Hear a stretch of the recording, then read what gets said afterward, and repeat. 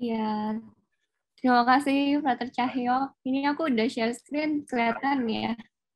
Oh, kelihatan, Mbak Monica. Ya, Suaraku terdengar jelas. Oke. ya terdengar. Selamat sore Bapak Ibu dan teman-teman sekalian. Juga Romo. Oh ya, oke. Juga Romo, Selamat Frater dan sore. Suster. Apa kabarnya nih? Semoga semua dalam keadaan baik dan sehat. Sore. Sore ini aku dan Frater Tete akan berbagi tentang materi pembedaan roh 1 dalam spiritualitas Ignatian, tentu saja dalam kerangka latihan rohani pemula. Nah, aku mau buka sesi sore ini nih dengan satu ayat yang waktu mempersiapkan presentasi ini nih langsung muncul gitu. Ayat itu aku ambil dari Injil Yohanes, isinya adalah domba-dombaku mendengarkan suaraku dan aku mengenal mereka dan mereka mengikuti aku. Wah, ini maksudnya apa nih, Mon, ayatnya? Ini sih. Kenapa, Prat? Yang dipilih ayat ini kenapa, Mon?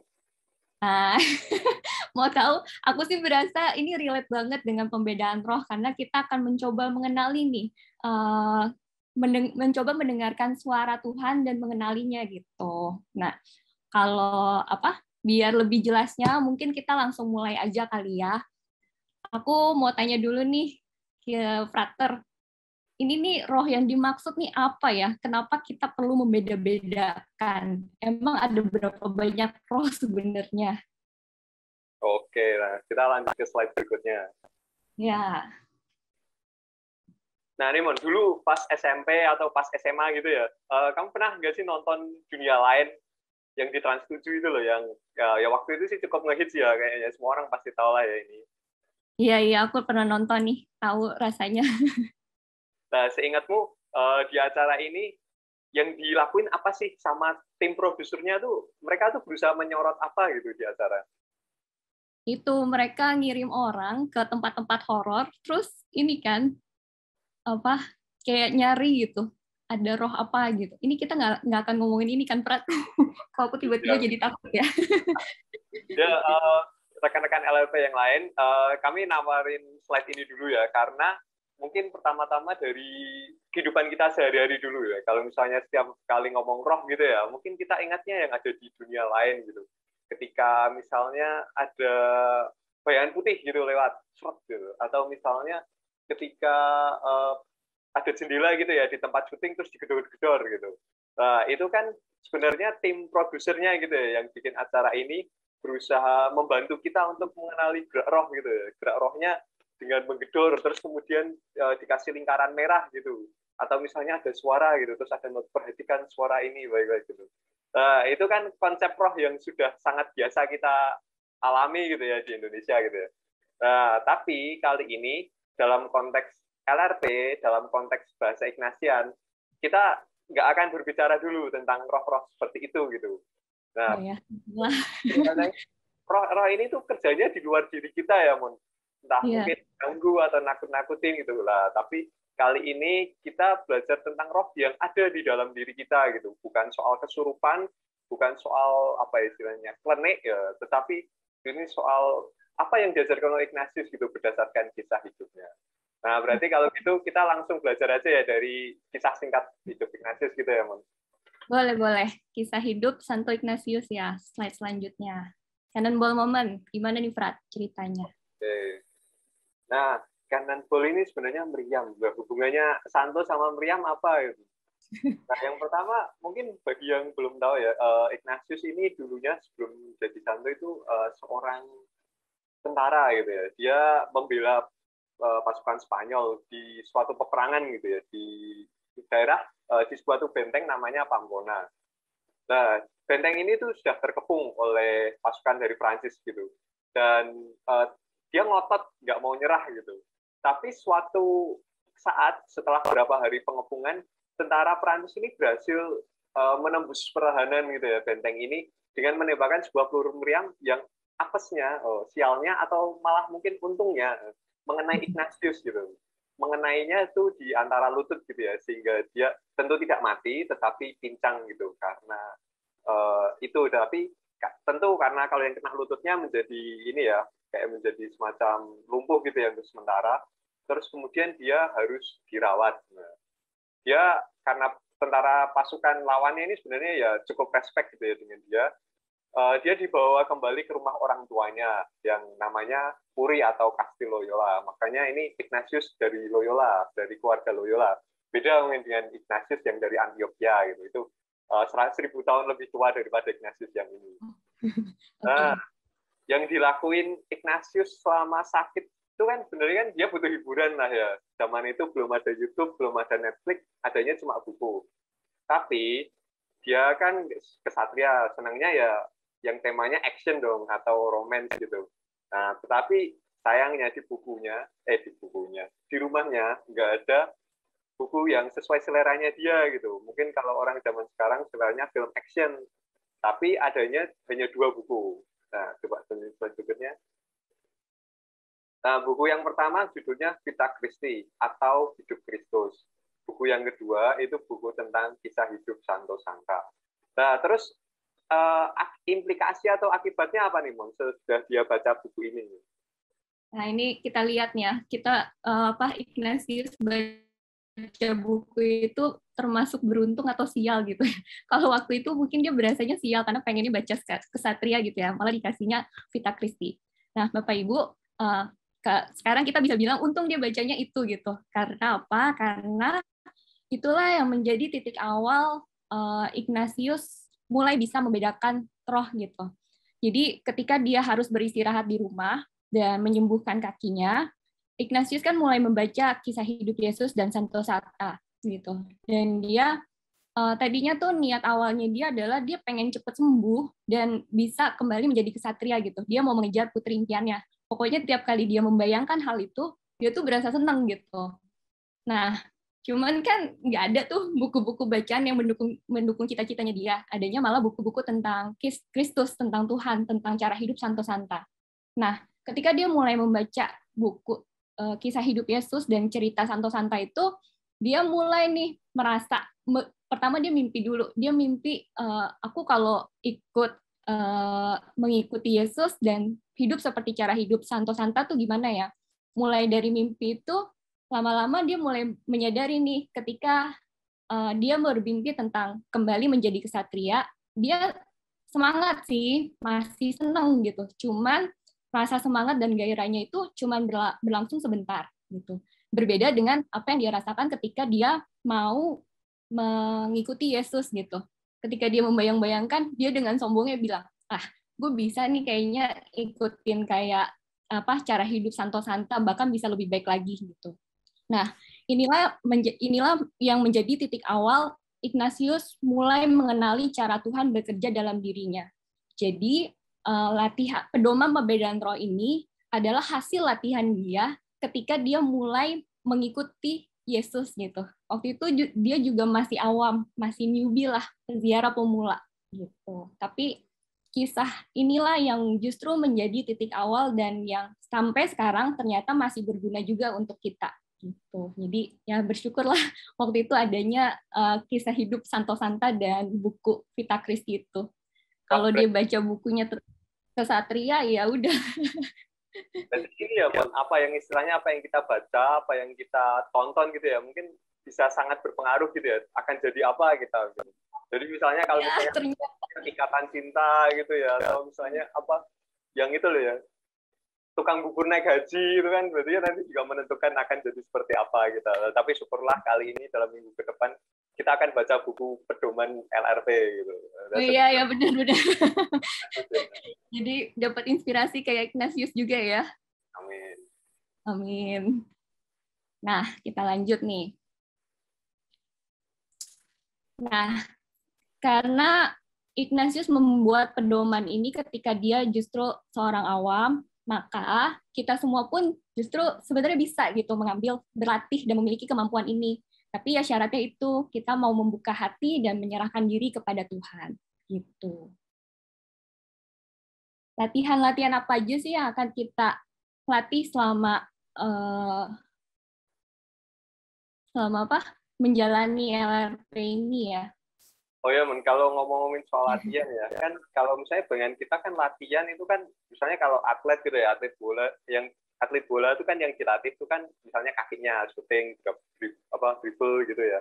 Tetapi kalau misalnya atlet badminton misalnya yang dilatih cara megang raket gitu dan sebagainya. Ya.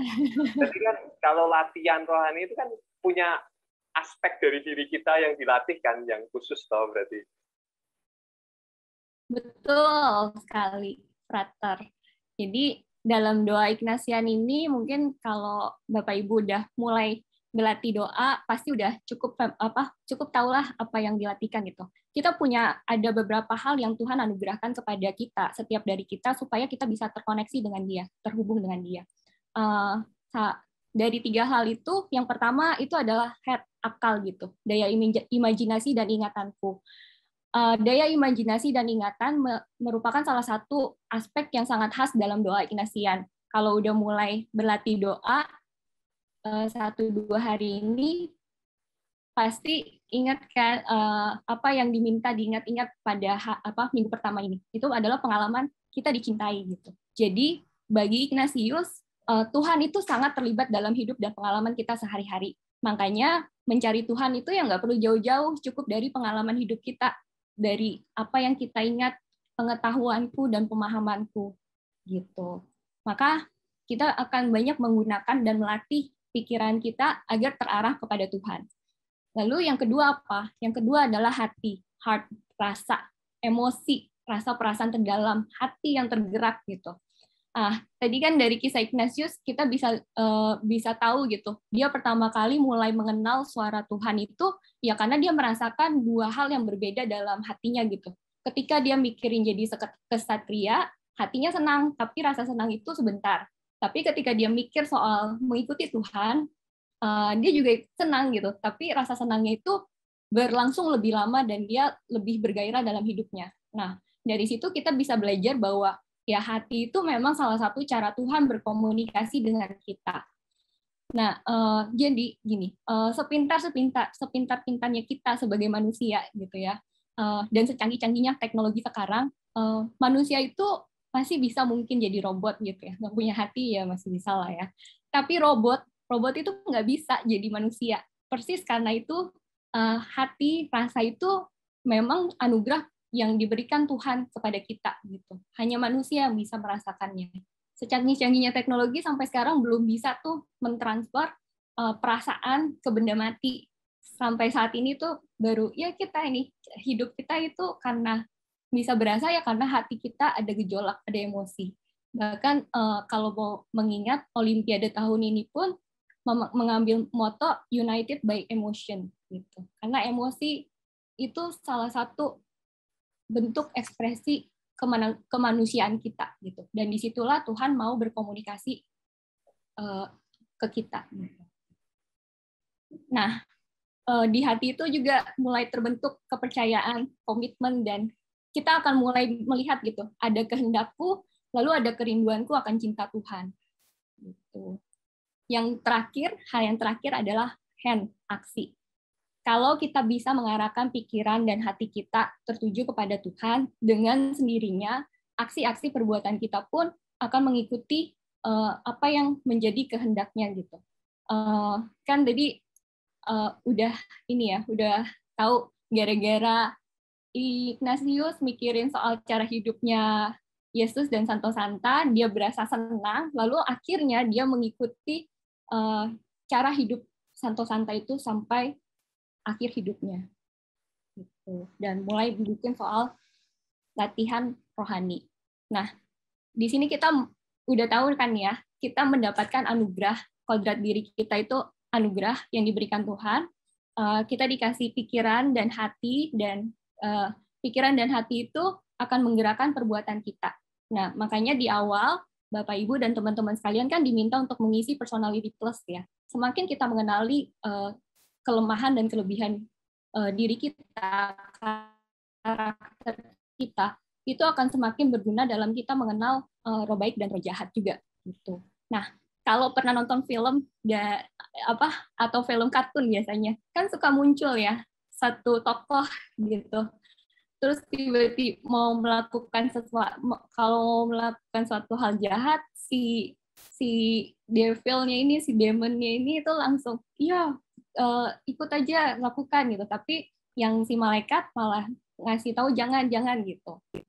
Nah, sebenarnya selama ini juga mungkin kita sudah bisa gitu membedakan yang baik dengan yang jahat. Tapi secara khusus, Ignatius itu bilang roh baik itu adalah suara-suara dari Tuhan sendiri yang menggerakkan gitu. Jadi semakin kita banyak baca soal Tuhan, baca tentang ayat Alkitab, kita akan semakin mengenali suaranya gitu. Suaranya yang membawa kita kepada cintanya. Sedangkan roh jahat itu bisa dibilang adalah kecenderungan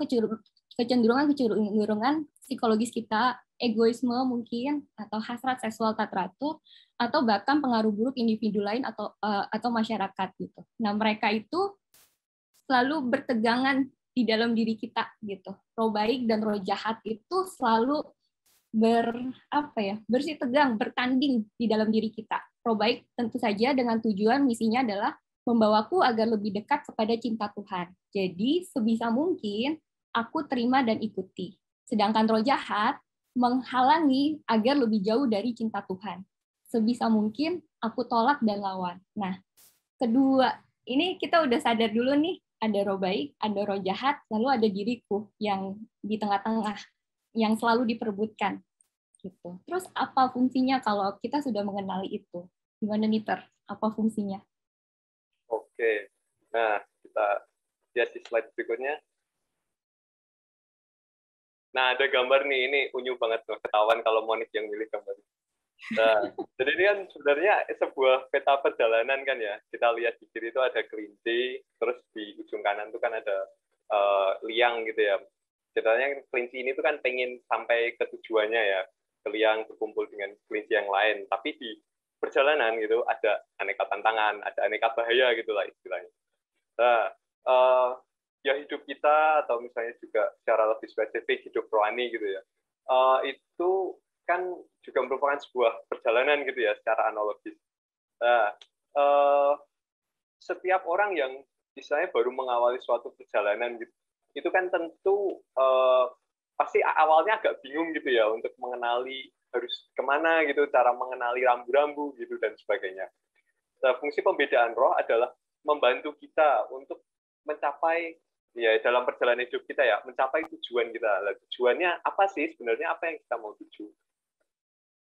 Semakin kita sering berlatih membedakan roh, maka aku semakin fasih mengenali suara Tuhan dan jalan-jalan yang kupilih akan senantiasa tertuju padanya. Tujuannya adalah kembali untuk semakin dekat dengan Tuhan sendiri.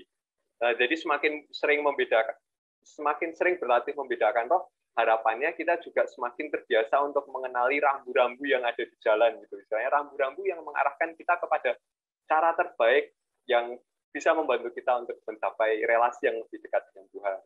Nah, kurang lebih gitu. Nah, tapi sebelum kita memulai perjalanan, tentu kita harus tahu dulu dong kita ada di mana gitu. Nggak bisa tiba-tiba mulai. Jadi ini ya, di sini bisa kelihatan dua titik ya. Titik yang hijau mendekat dengan tujuan, yang titik merah menjauh dari tujuan. Mungkin kita bisa ambil analogi ini. Kan pasti ya semua rekan-rekan LRP di sini ikut acara ini, entah misalnya dengan sinyal Wi-Fi atau misalnya dengan sinyal 4G gitu ya. Kalau sinyalnya hapus, pasti nggak mungkin lah udah keluar dari tadi, udah kepotong internetnya. Tapi itu sebenarnya mau menunjukkan gitu ya, bahwa jika sinyal kita itu sedang kuat gitu, kita mendekat ke sumber gitu. Tentu untuk melihat wajahnya atau mendengar suaranya pihak yang ada di seberang satunya itu kan menjadi mudah kan ya. Mendengar suaranya jelas, melihat mukanya pun juga jelas gitu. Nah, tetapi di sisi lain, kalau menjauh dari tujuan, menjauh dari sumber sinyal, kita menjadi kesulitan gitu untuk melihat wajah yang kita sedang ajak komunikasi, bahkan suaranya menjadi tidak jelas. Sampai yang ke paling ekstrim kan pasti ya mungkin pernah mengalami, kita harus matikan video gitu, karena saking lemotnya jaringan. Nah, itu sebenarnya juga semacam gambaran gitu, bahwa ketika kita sedang mendekat kepada tujuan, kepada Allah, kita bisa dengan semakin mudah gitu merasakan bahwa kita ini sedang dicintai, merasakan bahwa kita diterima adanya oleh Tuhan. Juga sekaligus itu yang istilahnya memberi energi bagi kita untuk menolong sesama, mengasihi sesama gitu dan sebagainya. Tapi juga ketika kita semakin jauh, ketika kita menjadi susah istilahnya untuk mengenali wajah Allah, menjadi susah untuk mendengarkan suaranya dalam hidup kita, tentu perasaan bahwa mungkin kita cintai perasaan bahwa hidup ini bermakna itu kan juga seiring dengan itu menjadi juga pudar, terus mungkin juga relasi kita dengan sesama menjadi juga kendor gitu sebagai imbasnya itu. Nah, kenapa sih kok mengenal kita sekarang ada di mana tuh penting, kok nggak sama, disamain aja sih universal gitu, patokan umum gitu. Karena pedomannya pun akan berbeda gitu. Kita akan mulai dari pedoman yang mana dulu nih? Yang pertama lah ya, yang lagi jauh dari tujuan gitu. Ignatius ini memang orangnya sangat detail, jadi dia sudah memberikan ke kita pedoman-pedoman yang bisa kita ikuti gitu. Setidaknya bisa memberikan petunjuk untuk mengenali cara kerja roh jahat dan roh baik. Oke, kita mulai dari pedoman pertama ya, Frat ya. Nah ini, pedoman pertama itu untuk orang-orang yang jatuh beruntun dari kesalahan ke kesalahan berikutnya gitu.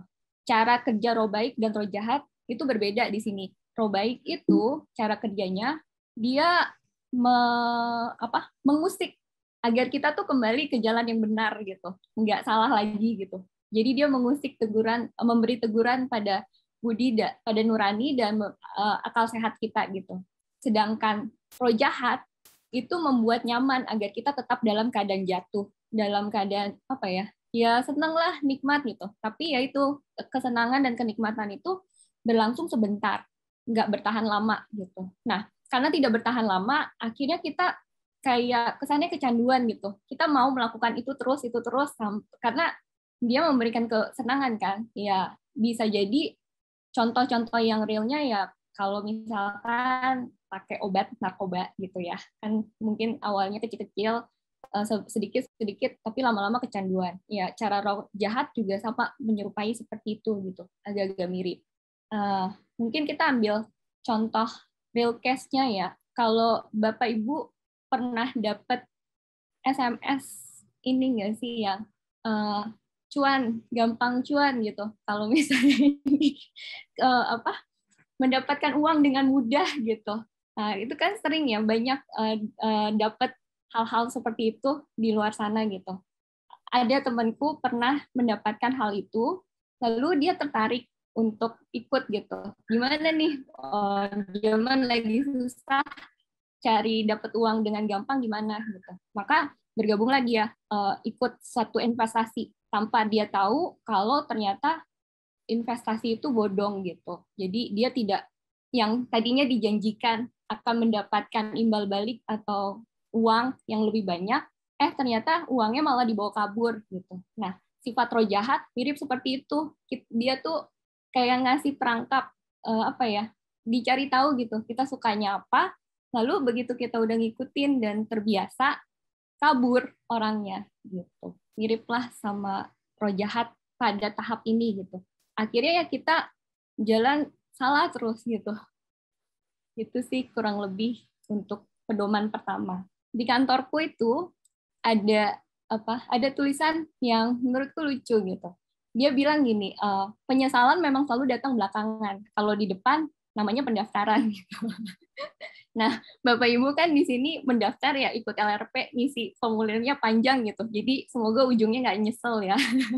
Nah, kita masuk ke pedoman kedua. Gimana nih, Fred, pedoman keduanya? Oke, yang pedoman kedua ini orang yang sedang bertekun maju membersihkan dosa-dosa dan memperbaiki diri dari baik menjadi lebih baik. Kita harapannya ya, saya ada semua yang ada di LRT ini kan tentu dalam arti itu berada dalam pedoman kedua ini ya, dalam situasi ini ya. Kenapa kok bisa gitu? Ya iya dong, misalnya dulu aja pas daftar aja udah berjuang, dibuka jam segini gitu ya, jam 7 pagi, terus langsung standby jam 7 pagi. Terus udah berhasil daftar, Google Forms-nya banyak lagi, udah ngisi Google Forms, terus persyaratannya banyak lagi ya, tapi tetap dibela-belain sampai ke tahap ini gitu. Berarti artinya ada niat kan, ada niat untuk mengikuti LP, ada niat untuk misalnya menjalin suatu relasi gitu yang lebih dekat dengan Tuhan.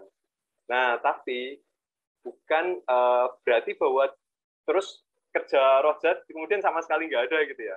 Tentu masih ada, tapi dengan caranya yang berbeda, yang justru kebalikannya dari yang pedoman pertama tadi. Nah, gimana tuh? Oh iya. Oke. Ya, jadi kerja roh baik salah satu bentuknya gitu ya adalah membuat kita insecure melakukan diri sendiri gitu. Misalnya sudah masuk dalam proses LRP gitu ya, sudah mendaftar, terus kemarin udah pertemuan pertama nih, dengar perkenalan, terus sharing dari teman-teman yang lain gitu.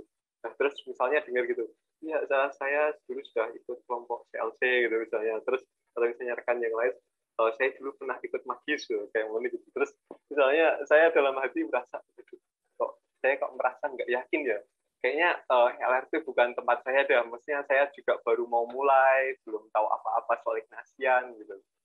Atau misalnya mengingatkan kejadian-kejadian masa lalu yang membuat jiwa kacau gitu. Ya tentu pasti setiap orang pasti punya salah, punya kekurangan gitu. Nah terus mungkin dalam proses mengikuti LRT gitu ya, kita digoda untuk merasakan, ngapain sih kamu ikut LRT, orang hidupmu juga nggak jelas gitu, atau misalnya siapa sih saya kok suruh ngomong di sini kayak udah bener aja hidupnya, padahal enggak gitu dan sebagainya. Nah, tapi bukan berarti bahwa roh baik juga tanpa peran di sini. Tentu perannya sangat istilahnya sangat ketara gitu dalam bentuk-bentuk seperti membuat kita nyaman, membuat harapan itu tumbuh gitu. Misalnya dalam kasus LRP tadi bahwa ya oke, saya sadar bahwa saya misalnya orang yang mungkin doa ya kadang masih bolong-bolong, belum bisa konsisten. Ya secara umum ya masih butuh banyak perbaikan gitu. Tapi saya sadar bahwa LRP ini bukan sekedar soal apakah saya harus jadi orang suci atau enggak gitu. Tapi soal bagaimana saya mau menjalin relasi dengan Tuhan dengan segala keterbatasan, tapi juga dengan kelebihan yang ada pada diriku gitu. Nah, itu yang bisa memberi inspirasi, semangat, dan kekuatan untuk terus maju. Itu kurang lebih yang 1 dan 2. Terus, habis ini kita akan bahas apa nih? Habis ini aku curhat dulu, boleh nggak, Prat? Curhat. Tadi kan diomongin peserta ya, waktu aku jadi fasil yang season lalu pun aku mengalami yang namanya insecure kayak gini. Maksudnya, ya emang sih udah ikut, cuman udah pernah ikut latihan rohani, lalu mungkin sudah mendampingi di Magis juga ya. Cuman kan beda ya, yang namanya mendampingi di Magis kan anak muda, bahasanya lebih lebih santai dan pergulatannya biasanya itu aja. Sedangkan di LRP ini orangnya lebih banyak, lebih luas, udah gitu lebih lebih beragam lah, lebih senior juga. Aku juga sempat ragu dan insecure gitu. Aduh, aku bisa atau enggak ya gitu. Nah, jadi yang mengalami pun sebenarnya bukan ketika latihan saja, tapi ketika kita diajak untuk memperbaiki diri, ditantang untuk menjadi lebih baik, ya biasanya juga selalu mendapat godaan-godaan semacam itu ya, Prat ya. Gitu. Nah, untungnya ketika itu aku juga mendapat hiburan rohani, konsolasi gitu. Nah, hiburan apa yang aku dapatkan? Aku jelasin dulu deh. Hiburan rohani yang dimaksud oleh Ignatius di sini adalah rasa kedekatan dengan Tuhan, momen nyambung atau klik gitu. Di sinilah kita berasa iman kita bertumbuh, harapan dan kasih kita tuh bertumbuh gitu. Dan ini tuh lebih dari sekedar perasaan senang atau ceria. Ya, emang awalnya senang gitu ya, bisa mendapatkan hiburan. Namanya hiburan pasti senang gitu. Atau keceriaan. Tapi kadang-kadang hiburan ini pun lebih lebih mendalam gitu. Bahkan Ignatius sendiri merasakan hiburan itu sampai berurai air mata gitu biasanya. Untuk Ignatius ya. Dia itu juga bilang ketika kita mengingat dosa-dosa kita dan melihat kerahiman cinta Tuhan, ketika itu bertemu, maksudnya kan timbul rasa yang sebenarnya sakit gitu ya, tapi bikin nyesnya tuh kayak mirip-mirip luka yang dibasuh alkohol gitu. Kita tahu itu rasanya sakit, tapi kita tahu itu menyembuhkan gitu. Itu pun kita sebut sebagai hiburan rohani, konsolasi gitu. Aku sendiri biasanya sih merasakannya ketika karena aku suka naik gunung ya, jadi aku paling merasa dekat dengan Tuhan itu ketika naik gunung, konsolasi. Terus momen nyambung atau kliknya itu juga bisa gini, tiba-tiba nih, kan kita sering tuh ya di gereja dengar ayat, dengar kisah hidup Yesus, tapi berlalu begitu saja gitu. Udah dikasih tahu Romo kayak gitu-gitu. Tapi kadang-kadang ada momen di mana tiba-tiba teringat muncul satu ayat ini gitu. Kayak yang tadi aku share di di awal gitu. Waktu aku menyiapkan presentasi ini, kok tiba-tiba muncul ya ayat itu ya, ayat dari Injil Yohanes itu. Dan aku langsung merasa relate. Nah, momen-momen kedekatan seperti itulah yang kadang-kadang ada dalam perjalanan hidup rohani kita. Gitu, Prat. Nah, kalau ada hiburan berarti ada apa nih, Prat? Kalau ada hiburan pasti ada kayak kesedihan atau kesepian rohani ya. Nah, istilah Ignasiannya kita pakai istilah desolasi. Nah, kalau tadi kan kata kuncinya nyambung ya, atau orang merasa klik gitu dengan Tuhan. Nah, kalau berarti ini kebalikannya dong. Kalau nggak nyambung berarti merasa terpisah gitu. Kalau dalam kata-katanya Ignatius sendiri ya, dia menjelaskannya sebagai kegelapan jiwa, kekacauan batin, gerak batin ke yang serba hina, atau mungkin perasaan yang lebih konkret, yang lebih sederhana itu seperti rasa lesu, kendor, terus kayak hilang daya gitu lah isinya. Nolak gitu ya mungkin kalau orang muda bilang. Tapi bukan sekedar soal rasa sedih ya. Ya sedih bisa jadi indikator desolasi, tetapi lebih dari itu. Nah, contohnya gimana nih? Misalnya kita pesen COD Shopee gitu. Nah, tapi barang yang datang itu salah. Tentu kita merasa sedih dong kalau misalnya apa yang kita harapkan nggak datang gitu. Tapi belum tentu bahwa kesedihan itu merupakan sebuah misalnya desolasi gitu ya, gara-gara barang Shopee-nya nggak datang. Tapi misalnya ambil contoh LRP lagi gitu. Saya sudah meluangkan waktu setiap hari 30 menit gitu untuk berdoa sesuai yang ada di pedoman. Saya sudah menulis refleksi sudah itu. Tapi kok sampai 1 minggu gitu ya, kok rasanya belum ada apa-apa gitu. Sedangkan mungkin malah makin diperparah gitu ya ketika sharing minggu depan gitu, saya dengerin teman-teman kok sharingnya saya merasakan cinta Tuhan, tapi kok saya kok enggak gitu. Nah, terus ini kan mulai merasa bahwa wah kok jangan-jangan Tuhan nggak berbicara dengan saya gitu. Kenapa kok usaha saya untuk masuk dalam LRP yang sudah saya bela-belain kok istilahnya nggak diganjar gitu ya dengan imbalan hiburan rohani yang setimpal gitu. Nah, itu mungkin lebih ke arah sana ya, soal lebih dari sekedar rasa sedih, tetapi patokannya kembali itu tadi yang pertama, soal keterpisahan dari Tuhan.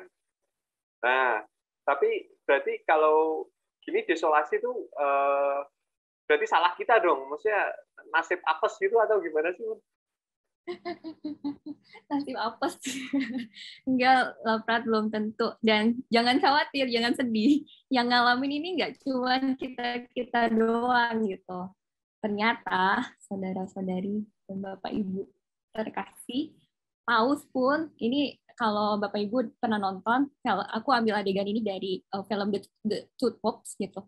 Ini ketika Paus adegan di mana Paus Benedictus ceritanya mengaku dosa pada Paus Franciscus gitu. Aku waktu nonton film ini jujurnya agak shock gitu. Aku baru ngeh, oh iya Paus ternyata bisa ya mengalami desolasi juga. Bisa mengalami, aku tidak mendengar suaranya. Maksudnya kurang baik apa gitu seorang Paus. Udah pasti rajin berdoa, udah rajin ini. Terus ketika buka pengakuan dosa ini pun ditanya, kapan terakhir mengaku dosa Paus gitu kan. Terus dijawab 7 hari yang lalu. Aku langsung shock kan, karena aku ngaku dosa kayaknya udah kayak 2 tahun yang lalu atau berapa tahun yang lalu gitu. Jadi desolasi ini memang dialami di dalam perjalanan rohani kita gitu. Jadi iya, nggak cuman kita gitu, setiap orang yang memang mau berelasi dengan Tuhan, ya sangat mungkin mengalami desolasi ini gitu. Jadi konsolasi maupun desolasi dua-duanya bisa kita kita maknai gitu. Nah, apa sih yang harus kita lakukan ketika kita mengalami desolasi? Ignatius sudah memberikan pedoman-pedomannya nih. Silakan Frater menjelaskannya. Nah, tadi bayangan kita tuh kok apa ya, kayak waduh kok gini banget ya kalau misalnya desolasi terus kita harus ngapain, apa cuma rebahan doang gitu nunggu konsolasi datang gitu. Nah, tapi ternyata enggak juga bahwa ada pedomannya gitu ya. Yang pertama, tidak boleh mengubah keputusan mendasar dalam hidup. Nah, keputusan mendasar nih ya bukan misalnya kayak tadi beli barang di COD Shopee ya, tapi menyangkut status hidup kita gitu, kayak misalnya orang yang sudah berkeluarga atau misalnya ya, dalam hidup religius atau misalnya pekerjaan yang istilahnya juga berpengaruh besar terhadap hidup kita gitu. Kan biasanya kalau saat desolasi terus kan kemudian kita mempertanyakan pilihan kita sekarang gitu ya. mungkin yang udah nikah terus, waduh jangan-jangan saya ini salah pilih jodoh nih, atau apa yang kalau di religius, wah jangan-jangan di sini bukan tempat saya nih, atau juga pekerjaan juga bisa mungkin saatnya keluar atau dan sebagainya. Tapi kenapa kok tidak boleh mengubah keputusan mendasar dalam hidup? Ya karena Ignatius bilang bahwa dalam keadaan desolasi tentu yang lebih mudah mempengaruhi kita adalah roh jahat gitu ya. Dan tentu keputusan yang diambil di bawah pengaruh istilah roh jahat. Pengaruh roh jahat itu bukan berarti kesurupan gitu ya. Tapi seperti tadi yang sudah dijelaskan jauh. Yang pengaruh yang istilahnya menuntun kita menjauh dari pada Tuhan gitu yang menjadi tujuan kita. Nah, makanya jangan membuat keputusan penting, maha penting dalam keadaan isolasi. Harus tenang dulu, mengumpulkan segenap daya jiwa gitu baru direnungkan. Nah, terus yang kedua, tekun dalam niat-niat semula. Jadi sebenarnya poinnya sama sih, cuma ini jangkanya mungkin lebih menengah gitu ya, kayak ikut program LRP gitu. Kalau misalnya tadi merasa diisolasi seperti yang di contoh sebelumnya, jangan langsung keluar gitu baru minggu pertama gitu, terus kayaknya bukan tempat saya nih, mending cabut aja gitu. Karena mungkin aja rahmat ini sudah menanti atau konsolasi ya, sudah menanti di minggu berikutnya, di minggu kedua. Tapi kita istilahnya nggak dapat rahmat itu karena udah terlanjur keluar sekarang. Nah itu makanya tidak boleh merubah keputusan dulu. Terus yang ketiga, merenungkan bahwa kita ini benar-benar butuh bantuan Tuhan, memohon rahmatnya. Mungkin kalau pas konsolasi gitu ya, orang merasa kayak apa ya, mungkin nge-play gitu ya dengan rasa konsolasinya gitu. Tapi isolasi kadang juga dalam arti itu mengingatkan kita gitu bahwa doa ini kan juga soal relasi yang dinamis gitu ya, bukan mekanistis dalam arti kalau saya melakukan ini pasti hasilnya begini. Tapi kadang bahwa ketika kita sudah berusaha pun gitu, dari pihak Tuhannya mungkin belum menghendaki gitu istilahnya bahwa kita sekarang menerima konsolasi dulu gitu, dan kembali kita ingat bahwa ini soal rahmat gitu, soal pemberian dari Dia gitu, bukan pertama-tama soal saya. Terus yang terakhir ya pastilah kita harus sabar, tawakal. Desolasi akan berakhir di suatu titik gitu ya, kayak harapannya ada kebangkitan gitu sesudah apa itu, sudah semua ini ada kebangkitan, ada secercah harapan gitu. Nah, tadi kan di slide sebelumnya nih, Monik kan nulis nih, Paus, Romo, Frater, Suster, Rohani kan bisa mengalami desolasi. Wah, kalau Frater tuh bisa banget itu. Sering kali ya malah. Sering topret. Nah, tapi untungnya ada pedomannya ya. Iya, ada desolasi, ada konsolasinya juga ya pasti ya. Nah, tadi kan sudah sempat dibahas nih kalau desolasi gimana, terus kenapa bisa terjadi desolasi. Mungkin gini, kalau kata Ignatius, dia menuliskan di pedomannya ke-9, mengapa sih orang mengalami desolasi? Kita harus ngecek nih, pertama, apakah karena kita kendor atau malas gitu, salah kita sendiri gitu. Maksudnya, iya tadi kayak ilustrasinya Frater Tete, kalau misalnya kita udah doa sungguh nih, tapi kok nggak dapet konsolasi, nggak ada gerak apa-apa, terus akhirnya jadi males dan nggak berdoa lagi, ya gimana kita mau mendapatkan rahmatnya gitu. Kita sendiri udah kandung males untuk berlatih lagi gitu. Lalu yang kedua adalah untuk melihat sejauh mana kita bertekun dalam Tuhan gitu. Karena gini ya, namanya hidup kan kita harus berjuang ya, latihan gitu. Nah, latihan itu tentu tidak semata-mata untuk dalam latihan doa ini tentu tidak semata-mata mengejar konsolasi, hiburan terus. Justru ketika masa desolasi kita belajar untuk bahwa doa itu adalah tentang berelasi dengan Tuhan, bukan tentang yaitu mendapat hiburan atau desolasi. Jadi ketika kita mendapatkan desolasi ya jangan langsung memutuskan hubungan dengan Tuhan gitu. Justru kita harus semakin mendekatkan diri kepada Tuhan. Gitu. Dan yang ketiga adalah agar kita menjadi semakin rendah hati dan sadar bahwa ya kita ini batas pikiran kita terbatas, tapi Tuhan memberikan rahmat supaya kita bisa tetap berkomunikasi dengan Dia gitu. Jadi makanya tadi ketika desolasi jangan takabur dan mengubah keputusan, tapi kita justru harus tetap semakin bertekun dalam doa-doa kita gitu. Begitu juga dengan konsolasi sebenarnya. Walaupun itu hiburan gitu ya. Tapi ketika kita sedang mengalami konsolasi, ya baiknya kita juga ingat gitu, kita bersyukur dan mencecap-cecapnya gitu. Tetapi juga ingat bahwa kita harus tetap rendah hati dan tidak sombong gitu, bahwa hiburan ini ya memang datangnya dari Tuhan, rahmat, pemberian, bukan sekedar usaha kita sendiri gitu. Jadi ketika kita sudah melangkah satu langkah, Tuhan itu sebenarnya juga sudah mengambil 99 langkah untuk menuju ke kita gitu. Jadi jangan gara-gara kita baru melangkah satu dapat hiburan senang terus sombong gitu.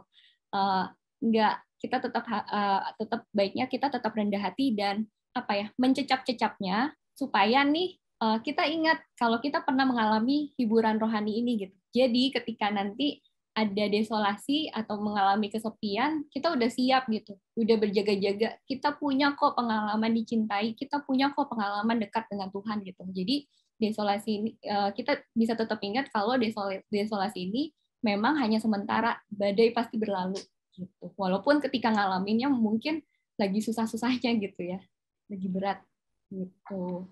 Nah, ini gimana Pak? Jadi saya kan lihat ketung-ketung ini pertanyaannya udah banyak banget ya. Jadi bagi teman-teman fasilitator yang mau menjawabkan di chat, boleh mulai dari sekarang karena kami mulai insecure nih karena pertanyaan canggih-canggih ini levelnya Ignatius sendiri yang harus jawab. Itu ya kalau misalnya kan.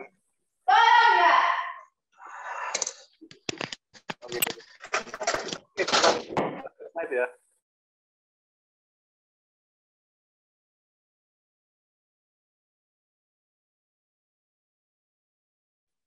Oke, tadi kayaknya ada kendala teknis. Bisa dilanjutkan, Mon. Oh iya.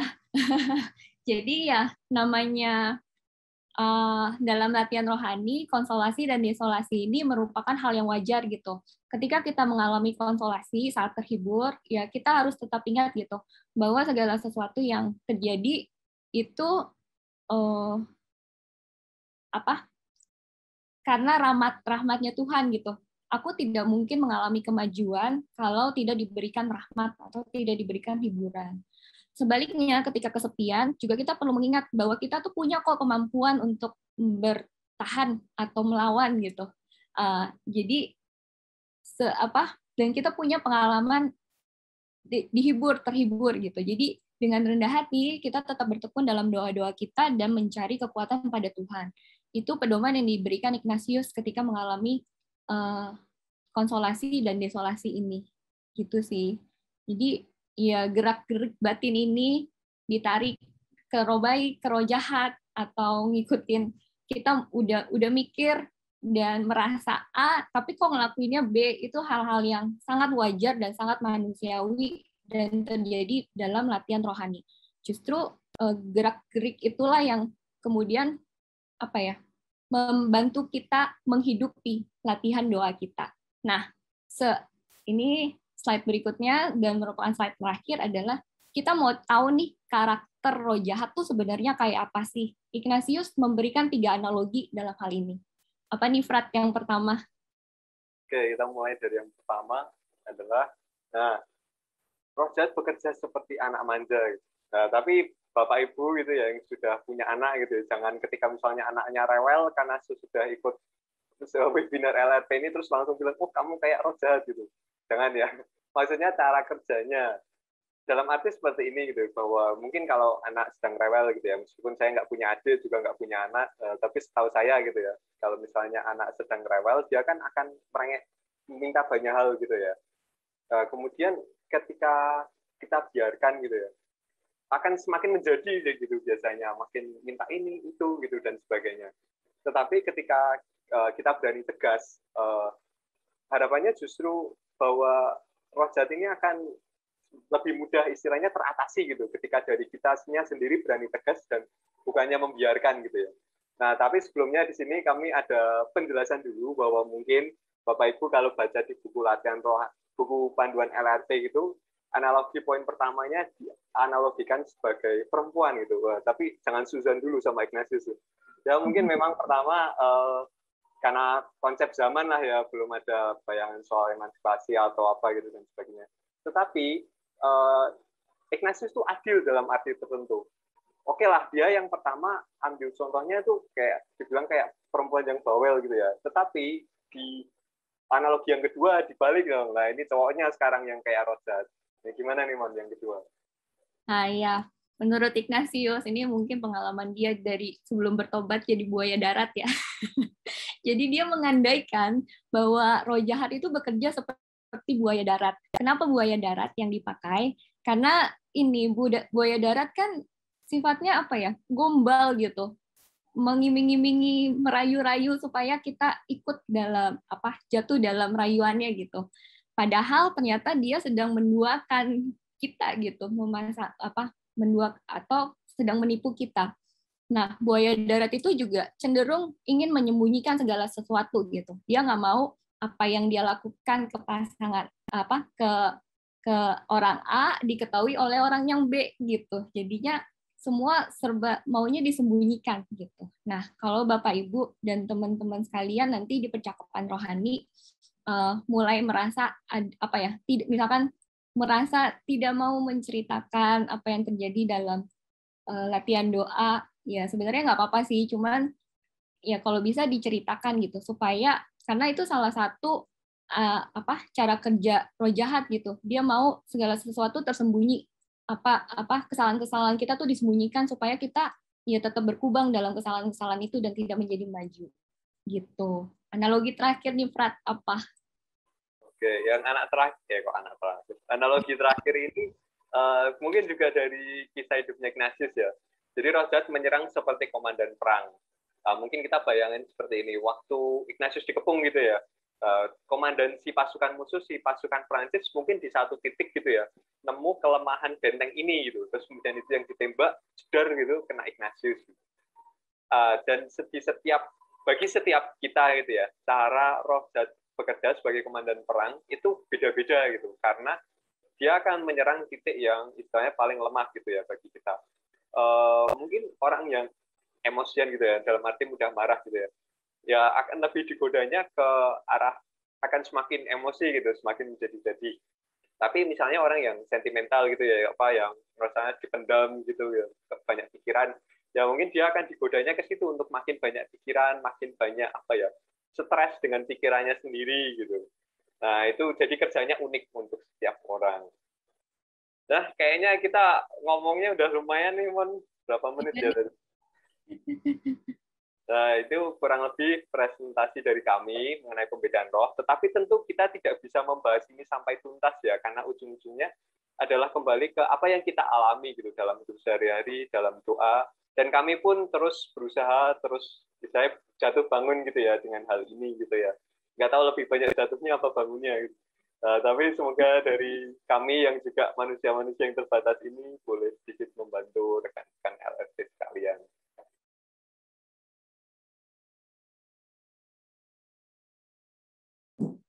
Ya, terima kasih Mbak Monica dan Frater Telhart yang bersedia dan dengan murah hati membagikan pengalaman-pengalamannya ya. Wah, sangat menarik dan menginspirasi ya kita semua di sini. Sepertinya kalau saya cermatin kita dapat quotes menarik nih untuk dalam pertemuan kita kali ini ya. Jadi ada yang saya mencoba mengulangi, pikiran dan hati itu akan menggerakkan kehendak kita gitu. Dan secanggih-canggihnya teknologi belum bisa ada yang menggantikan perasaan kita ke benda mati yang merupakan pemberian Tuhan sendiri, dan disitulah Tuhan mau berkomunikasi dengan kita. Ini juga menjadi hal yang menurut saya menarik dan penting untuk ditekankan dalam dinamika kita ya, karena mungkin zaman sekarang kan teknologi sudah menguasai dinamika hidup harian kita, tapi terkadang kita juga lupa untuk melihat sisi terdalam kita, hati nurani, jiwa, dan sebagainya. Jadi itu sangat related dan relevan untuk kita gitu ya. Lalu ada quotes, rasa kedekatan dengan Tuhan itu ketika ngerasa klik atau nyambung dengannya sendiri. Nah, itu juga bisa jadi mungkin pegangan bagi kita masing-masing dalam konteks kita masing-masing. Kalau kita punya pengalaman-pengalaman yang klik dengan Tuhan gitu, nah bisa jadi tanda-tanda bahwa Tuhan sedang berbicara dengan kita di situ dalam hidup harian gitu ya. Dan yang quotes menarik yang terakhir itu, ketika mengalami desolasi jangan cepat-cepat mengambil keputusan, perlu suatu ketenangan. Dan ini mungkin bisa jadi relevan juga bagi mungkin ibu bapak, saudari-saudara yang punya pekerjaan yang sangat sibuk dan dalam hidup harian juga mungkin belum ada waktu untuk tenang, dan ini saatnya juga mungkin quotes ini bisa mengingatkan kita semuanya ya dalam hidup kita masing-masing. Ya, semoga pengalaman sharing kedua narasumber kita kali ini bisa menginspirasi kita semua ya dalam menjalani dinamika latihan rohani pemula kali ini. Nah, sekarang saya akan melanjutkan dengan pertanyaan ini. Siap ya untuk Frater Telhard dan Mbak Monica, karena pertanyaan-pertanyaannya sangat menarik, sangat bagus, dan sangat relevan gitu ya. Siap ya? Yang pertama dari Bapak atau Saudara Indra Dewanto. Bila kita bingung tentang suatu hal dan menjadi ragu-ragu ambil keputusan, apakah kebingungan itu bentuk roh jahat atau roh baik nih? Nah, silahkan ditanggapi Mbak Monica atau Frater Telhard. Siapa nih, Bu? Yang komprehensif kita nih. Siapa ya? Bebas, Frater. Oke, tadi ini ya, kalau misalnya kita mengalami kebingungan, apakah itu roh jahat atau roh baik? Iya. Ya, kadang kalau dalam prakteknya ya, kadang kita sulit untuk menyimpulkan sederhana itu ya, bahwa ini pasti dari roh baik atau roh jahat, karena kadang kebingungan itu kan juga bagian dari apa ya itu? Bagian dari hal yang manusiawi gitu, bahwa sebenarnya kalau kita mempertimbangkan sesuatu secara mendalam gitu ya, tentu pada satu titik kita pun akan istilahnya mengalami kebingungan gitu ya, entah apapun bentuknya. Setiap orang yang misalnya mau memilih kuliah, pasti dia akan mengalami kebingungan. Mau memilih pasangan atau jalan hidup religius, pasti akan mengalami kebingungan juga.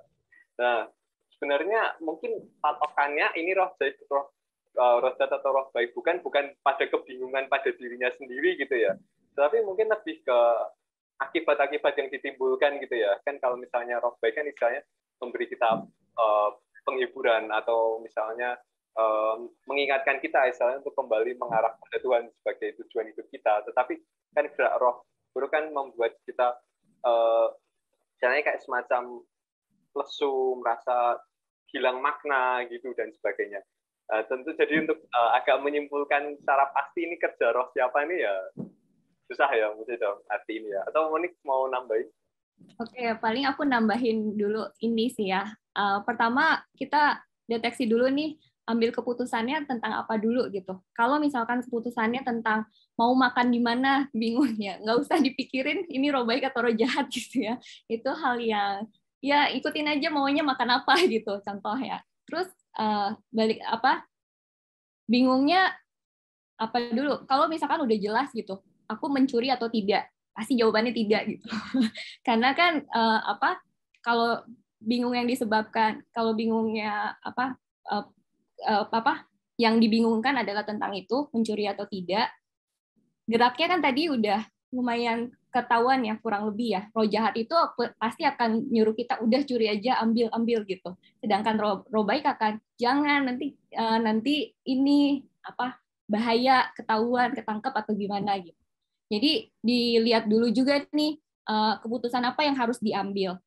Kalau misalkan mencakup keputusan yang lebih besar, biasanya ya itu kita perlu ambil waktu gitu untuk menganalisa sejauh yang kita ketahui, menganalisa hati dan pikiran kita, makanya gitu. Kita perlu gali lebih dalam lagi supaya apa yang kita bingungin itu minimal ada pijakannya gitu, nggak sembarangan bingung, ada pegangannya lah. Kan kadang kita kalau dibingung disuruh pegangan gitu ya. Nah, cari pegangannya itu dulu. Pegangannya apa? Ya cari tahu gitu. Yang bikin bingung apa? Misalkan aku nggak tahu persis nih suatu hal, karena suatu halnya itu masih luas ya, jadi masih agak abstrak.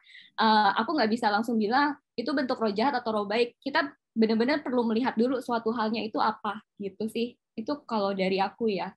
Dan kalau misalkan untuk suatu keputusan yang tadi kayak Frater Tete bilang, yang mencakup hidup orang banyak atau bahkan mempengaruhi keputusanku akan mempengaruhi keluargaku. Nah, itu tentu perlu waktu yang tenang gitu. Bahkan ketika Ignatius sendiri menyarankan keputusan itu sebaiknya tidak diambil ketika kita desolasi atau konsolasi. Karena itu kan lagi high-high-nya kita gitu ya. Perasaan kita lagi tinggi-tingginya.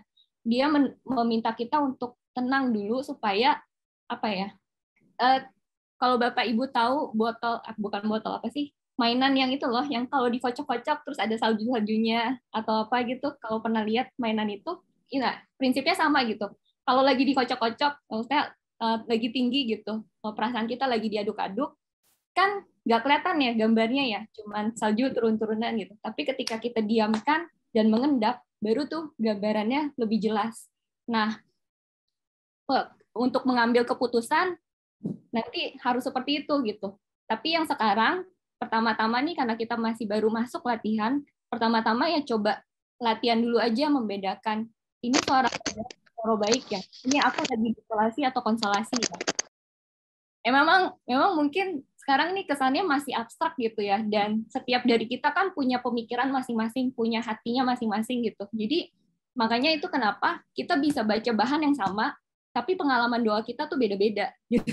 Itu yang menjadi kekayaan dan yang selalu bisa memberi kekayaan dalam percakapan rohani yang kita lakukan setiap minggunya. Gitu sih, semoga menjawab ya. Mungkin menambah sedikit karena juga terkait dengan beberapa pertanyaan, tepat seperti yang dikatakan Frater Tia dan Monik, ketika kita mengatakan ini roh baik atau roh jahat, itu kita perlu pengalamannya itu konkret, sekonkret mungkin. Kalau orang hanya mengatakan bingung aja, kita nggak bisa membedakan ini roh baik atau roh jahat. Tapi kalau ada cerita pengalaman nyata, nah, kita yang sudah punya pengetahuan dan keterampilan membedakan roh bisa mengarahkan. Maka di pertanyaan-pertanyaan itu, ketika pertanyaannya itu agak umum, abstrak, pengandaian, itu kita juga nanti sulit menjawab. Tapi kalau konkret itu, misalnya soal kebingungan, sebenarnya saya sudah mengambil keputusan menjadi seorang pastor dan itu keputusan itu diambil dalam situasi yang tenang, tapi dalam perjalanan tiba-tiba saya bingung itu. Ini benar atau enggak dan sebagainya. Nah, itu bisa dikatakan kemungkinan ini roh jahat gitu. Tetapi memang harus digali lebih dalam lagi pengalaman konkretnya apa. Gitu. Itu saja tambahan saya. Terima kasih. Oke, baik. Terima kasih Romo Marwan yang sudah menambahkan. Ya, jadi berarti tergantung dari konteksnya masing-masing ya, dan pengalamannya seperti apa gitu ya untuk menghadapi kebingungan itu ya. Oke, semoga ini membantu Ibu Bapak, saudara-saudara dalam mengambil keputusan nantinya. Kita lanjut ke pertanyaan selanjutnya ya. Ini dari Pak Rafael. Ketika kita berdoa atau bermeditasi, ada banyak suara-suara yang kadang terdengar suaranya terasa berwibawa atau hangat. Nah, itu apakah benar-benar suara Tuhan atau itu suara-suara seperti itu suara diri sendiri? Nah, gimana ini? Ini pertanyaan yang paling sering ditanyakan ya. Bagaimana membedakan suara Tuhan dan suara diriku sendiri? Gimana nih Prat jawabnya? Kalau mungkin aku sharing dulu ya sedikit. Mengapa, gimana ya? Maksudnya tadi seperti yang ada di PPT gitu. Tuhan itu memberikan anugerah kepada kita manusia, akal budi dan hati gitu ya. Jadi kalau ada suara-suara seperti itu dalam diri kita, ya mungkin memang itu suara Tuhan gitu. Atau bisa juga, makanya harus dilihat sih, semakin kita kenal siapa diri kita, siapa karakter kita, kelemahan dan kelebihan kita gitu ya, itu akan semakin mudah untuk menemukan suara Tuhan. Aduh, ini nggak ya, menjawab nggak ya? Mungkin Pastor Tete bisa membantu. Oke, ya siapa tadi namanya Rafael ya? Ya, oke Rafael. ya memang sesuatu yang trik ya, kan kita selalu bertanya mengenai suaraku, suara Tuhan, Tuhan mau apa gitu dan sebagainya. Dalam beberapa kali gitu ya, bisa jadi bahwa suara Tuhan itu juga suaraku gitu, dalam arti maksudnya bukan aku Tuhan gitu, tapi bahwa kehendaknya itu sama gitu, bahwa oh aku mau ini, terus istilahnya terkonfirmasi oleh Tuhan atau Tuhan menawarkan ini dan saya merasa terkonfirmasi dengan hal itu gitu. Tetapi kadang kita juga bisa mengalami bahwa suara ini baik, benar, rasanya menuntunku kepada sesuatu yang lebih luhur, tetapi beda dengan suaraku sendiri gitu. Nah, jadi kan itu ya ini pasti kembali ke pengalaman ya. Secara spesifik tidak bisa dikatakan suara ini yang kamu alami, ini suara siapa, saya kan juga nggak tahu gitu ya istilahnya. Tapi mungkin sebagai sekedar apa ya, sharing gitu ya, saya mengalami itu bahwa tingkahnya ada suara yang tidak sesuai dengan apa yang saya inginkan gitu, yang saya pengen banget ini gitu, tapi kok rasanya Tuhan ya, mungkin saya menangkapnya Tuhan gitu ya, entah menurut, tapi menurut pembedaan roh saya, oh ini kayaknya suara Tuhan gitu yang mengajak saya ke arah lain yang beda dengan suara saya sendiri. Nah, terus tadi itu kan ada beberapa pertanyaan psikologis gitu ya. Ya dalam arti tertentu bahwa ya kadang ada bahaya gitu ya mencampur adukan antara psikologi dan spiritualitas gitu dan sebagainya itu. Tapi paling enggak dari apa yang kami alami di novisiat gitu ya, bahwa dua hal ini kan saling terkait gitu ya. Istilahnya Tuhan tidak, ya pasti bisa ya, tapi dalam keadaan normal tidak akan seperti kayak memberikan wangsit gitu ya, wahyu gitu yang tiba-tiba membuat diri kita jelas gitu ya. Tetapi bekerja dengan siapa diri kita gitu, dengan pengalaman masa lalu kita, mungkin ya kita juga punya image tertentu gitu dengan Tuhan yang mungkin berdasarkan image orang tua dan sebagainya, dan semua ini saling mempengaruhi gitu ya. Nah, makanya kita namakannya latihan ya, latihan. Jadi kan latihan kita belajar memilah itu ya, apa pengaruh diriku masa laluku terhadap doaku, atau pengaruh keadaanku saat ini terhadap caraku mendengarkan suara Tuhan gitu. Dan pada akhirnya kan kita harapannya semakin jernih gitu ya pengenalan akan diri kita. Tuhan, aku mau apa, tapi Tuhan di sisi lain juga mau apa gitu. Ya, ini mungkin juga kesannya masih abstrak ya, mohon maaf, tapi ya sekadar berbagi aja. Mungkin tambahan sedikit tentang hal ini. Tadi Monik dan Frater Tete juga sudah menekankan bahwa dalam pembedaan roh itu Tuhan bisa berbicara kepada kita lewat pikiran kita, gagasan-gagasan yang muncul itu bisa juga kita menemukan Tuhan menyatakan kehendaknya, maupun juga lewat perasaan kita itu. Jadi tidak terlepas seluruh pengalaman diri kita termasuk trauma dan sebagainya itu juga menjadi medan kita dalam membedakan roh. Terkait dengan suara-suara ini, kalau saya pribadi saya tidak akan terlalu membedakan, mengklasifikasikan ini suara Tuhan atau suara diriku. Tetapi yang saya tekankan di sini, yang saya pegang adalah ini, suara yang berwibawa dan hangat, dan itu memberikan peneguhan kepadaku. Nah, ketika itu meneguhkan aku, ya itu adalah roh baik yang meneguhkan, berarti suara Tuhan. Jadi poinnya ini memberikan peneguhan kepadaku atau membuat aku kacau, bingung, atau sedih, dan sebagainya. Itu. Iya. Terima kasih. Mungkin aku nambahin juga, kita setiap kali memulai doa, latihan doa Ignatian selalu memohon rahmat gitu ya, dan kita sudah melihat apa bahan doanya apa gitu. Kadang-kadang pembedaan roh itu kan terjadinya di akhir doa ya, kita baru merefleksikan doa kita gitu. Kita tadi di dalam doa teringat pengalaman apa, merasakan apa, itu kan baru kita beda-bedakan setelah doa itu berlangsung gitu. Jadi jangan membeda-bedakan dulu ketika sedang berdoa gitu.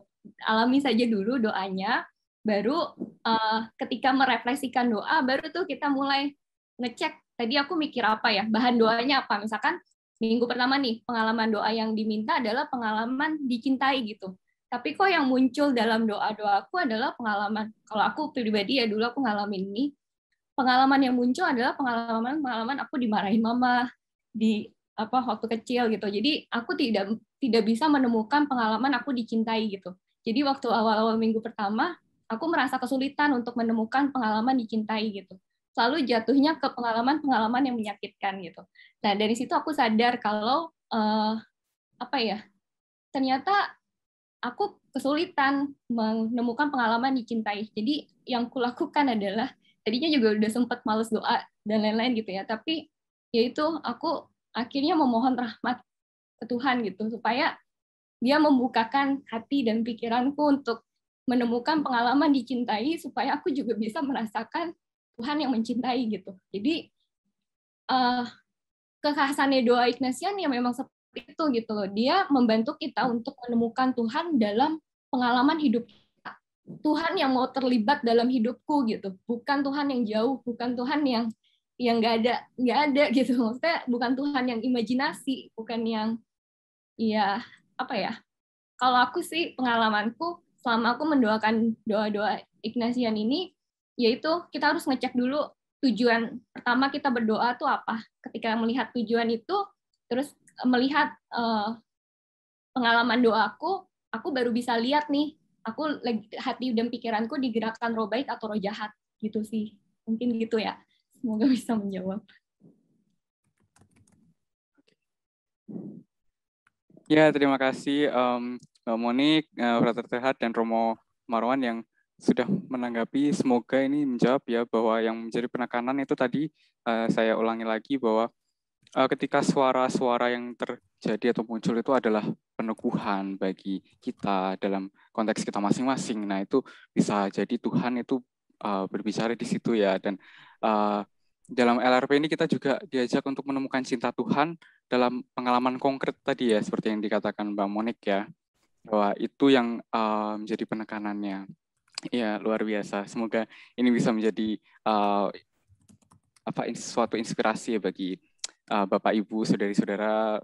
Mungkin di sini Romo Frater juga teringat kembali pengalaman-pengalaman seperti itu. Kita lanjut ke pertanyaan berikutnya ya. Ini dari Mikael Ervin Crespo. Nah, apakah mungkin ada suara dari roh jahat yang mengarahkan kita ke kegiatan rohani, persekutuan doa, rosario, sedangkan kita ada deadline tugas yang harus diselesaikan, dan pada saat itu sedang mengalami kekeringan. Nah, kita menanggapinya gimana nih? Pertanyaan yang bagus. Dan related banget untuk dalam hidup harian. Silahkan ditanggapi. Sebenarnya ini udah menanti nih minggu depan nih soal hal-hal kayak ini udah advance nih pertanyaannya. di pedoman ini kan kita istilahnya ngomong yang baru pertama ya, yang istilahnya bicara roh dan baiknya jelas gitu ya. Nah, nanti minggu depan akan ada ya pembicara kayaknya masih dirahasiakan kali ya. Yang jelas jauh lebih expert dari kami akan membahas hal-hal yang istilahnya subtil kayak gini. Nah, ini kita mau bahas nggak atau biar tunggu aja minggu depan? Karena pada prinsipnya kan kita manusia tuh selalu bertumbuh ya, dari baik menjadi lebih baik, dan selama kita menjadi lebih baik itu setan juga maksudnya roh jahat juga pasti menghalangi kita untuk menjadi naik level. Dia jadi naik level juga tuh pedoman-pedomannya, muslihatnya juga naik level gitu. Karena kalau pakai level yang bawahnya udah tahu kita pasti bisa ngelawan gitu kan ya. Gitu sih. Jadi mungkin nanti aja kali ya jawabnya ya Mo ya. Iya, itu bisa terjadi, dan itu kemungkinan seperti itu, tapi akan lebih detail akan kita bahas pada pembedaan roh yang berikutnya. Level 2. Level 2. Ya, oke, Mbak Monik, Frater dan Romo Marwan, terima kasih tanggapannya. Ditunggu ya untuk season 2 dari pembedaan roh. Nanti jangan lupakan waktu selanjutnya. Oke, kita lanjut ke pertanyaan selanjutnya. Ini dari Inge. Apakah mempercayai mitos itu juga dari roh jahat?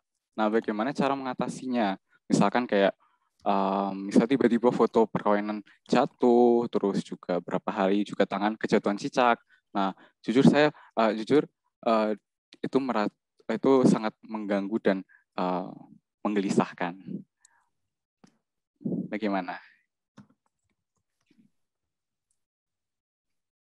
Gimana Frat, senyum-senyum? Kita lagi. Romo Marwan aja nih. Ya, mungkin ini agak mirip dengan pertanyaan tentang suara tadi ya, suara itu dari Tuhan atau bukan. Yang di sini saya kira fokusnya ya ada mitos-mitos itu ya, kita ada mitos ya. Tetapi bagaimana mitos itu mempengaruhi aku gitu. Itu kan ada cicak terus macam-macam lalu aku bingung toh, kacau ini apa dan sebagainya. Ketika kita membedakan roh itu bukan mitosnya itu yang menjadi utama, tapi bahwa hatiku kacau, bingung, ini akan terjadi apa. Nah, kalau diriku saat ini kacau dan asumsinya kan saat ini kan kita sebenarnya kan sedang apa ya, sedang berusaha, sedang dalam kondisi mendekat kepada Tuhan kan, itu melakukan latihan rohani pemula.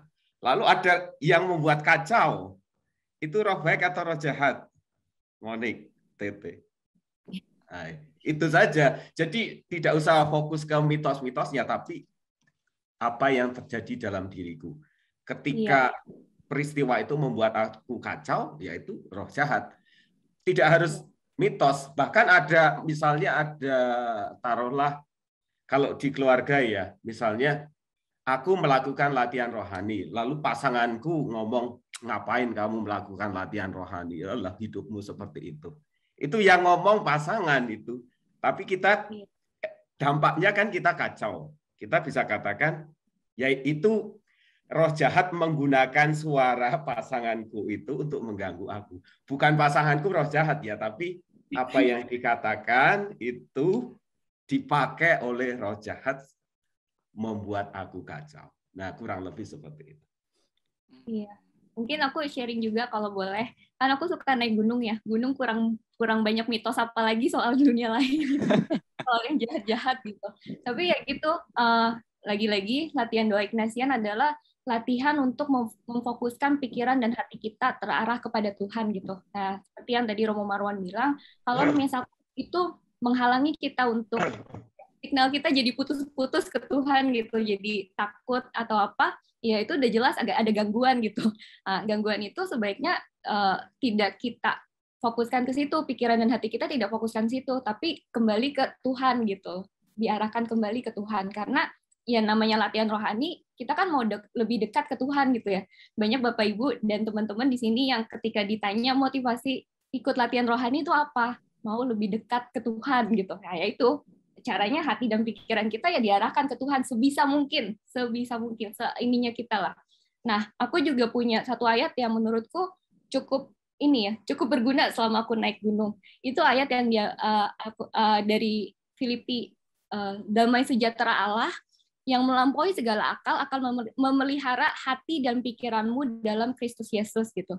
Jadi akhirnya semua yang benar, semua yang mulia, semua yang adil, semua yang suci, semua yang manis, semua yang sedap didengar, dan semua yang disebut kebajikan dan patut dipuji, ya pikirkan saja itu.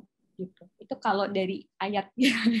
Nah, makanya semakin kita sering baca ayat Alkitab atau mengenal Tuhan, ayat-ayat kayak gitu tuh bisa tiba-tiba muncul, dan itu contoh salah satu buatku ya, itu salah satu hiburan rohani gitu, salah satu suara Tuhan. Kadang-kadang kita nggak ini, tapi kan tadi kita belajar dari pengalaman Ignatius, gara-gara dia baca kisah hidup Santo Santa dan kisah hidup Yesus pun dia terinspirasi gitu kan. Jadi kalau mau deket sama Tuhan ya tidak ada cara lain selain sering-sering baca Alkitab, karena ya itu suara Tuhan, suara cara dia berkomunikasi dengan kita gitu. Paling gitu kali ya. Kalau baca chat nih kayaknya habis ini LRP ada subgrup pecinta alam nih. Udah banyak ya jempol naik gunung, ayo naik gunung bareng. Oke, berarti berarti kita nanggepinnya itu dari respons yang mengganggu itulah ya yang perlu mungkin ditangani atau yang perlu perhatikan, itu yang nggak perlu ditanggapin terlalu serius, tapi kita gimana caranya menjadi lebih baik gitu ya, dibanding kita menanggapi hal-hal yang respons-respons yang mengganggu kita itu ya dalam dinamika ya. Oke. Menarik. Dan ya oke, kita lanjut ke pertanyaan selanjutnya ya. Ini ada yang menanyakan bahwa dalam situasi hidup sehari-hari itu seperti apa sih seorang mengalami kondisi desolasi dan konsolasi. Nah, ada juga yang bertanya, skrupel sama desolasi itu sama nggak sih? Gitu. Silahkan. Yang pertama tuh tadi, gimana sih dalam hidup sehari-hari orang mengalami kondisi desolasi dan konsolasi. Nah, desolasi itu dengan skrupel sama nggak sih? Gitu. Silahkan ditanggapi. Ini Jesuit yang jawab lah. Saya sama aja ya. Terus nanti yang bedanya skrupel sama desolasi mungkin bisa yang lain. Contoh desolasi dalam pengalaman sehari-hari. Ya, mungkin saya pakai pengalaman aja. Jadi, Alkisah suatu ketika, saya itu kan jadi seminari Pertauhidan kan. Nah, terus biasa di tahun terakhir itu kan kami kan harus melamar gitu ya, mau masuk ke kongregasi atau ke keuskupan tertentu gitu ya. Nah, kan waktunya tentu semakin mepet ya di awal tahun, terus nanti di akhir semester pertama kan sudah harus memutuskan karena di semester berikutnya sudah proses pelamaran gitu ya. Untuk mendaftar gitu. Nah, dan waktu itu saya kok nggak merasa ini ya, nggak merasa bahwa saya dapat peneguhan apapun gitu dalam jalan apa istilahnya, jalan panggilan saya gitu istilahnya. Ya nolak gitu, no life istilahnya. Dan ketika saya berdoa gitu, saya kok nggak merasa mendapat jawaban gitu ya bahwa Tuhan waktu saya semakin mepet di sini, saya harus ambil keputusan. Tetapi saya kok nggak merasa engkau mau menunjukkan jalan yang jelas gitu ya bagi saya. Dan ya kadang dalam momen tertentu saya juga bingung juga kenapa istilahnya jalan hidup ini harus dibela-belain kalau yang ada tuh cuma istilahnya kayak nggak kejelasan gitu bagi saya waktu itu. Ya tentu waktu itu saya nggak tahu ya bahwa itu desolasi gitu ya. Tapi saya kemudian sekarang gitu mungkin bisa menamainya desolasi karena ada kriteria-kriteria gitu yang terpenuhi olehnya gitu. Yang pertama rasa keterpisahan dengan Tuhan gitu ya. Ya mungkin lebay gak sih anak SMA ngerasa terpisah dari Tuhan.